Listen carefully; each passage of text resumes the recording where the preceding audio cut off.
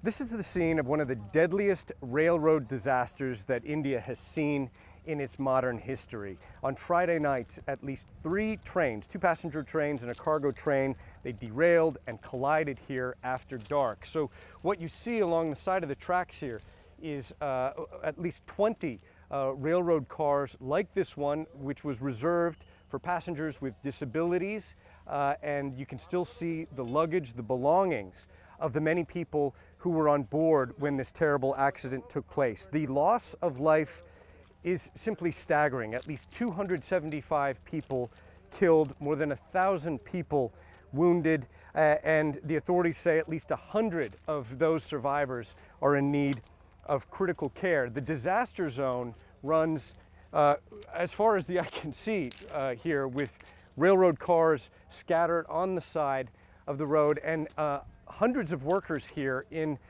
just brutal heat and humidity with heavy equipment, and also doing a lot of the work here by hand with picks and shovels trying to reopen the road. As you can see here, more of the railroad cars in this terrible accident. The Indian Prime Minister came to share condolences with the families of victims, with the survivors, to call for an investigation. The cause has been identified as a change in the electronic interlocking here, and there have been vows from top government officials to bring to justice anybody who's responsible for this accident.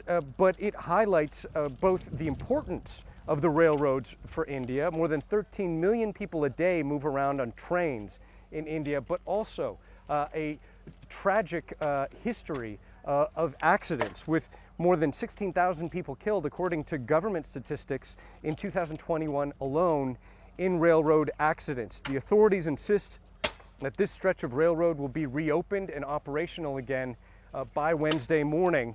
A bigger question will be how to make the trains in this country and its aging infrastructure safer for future use.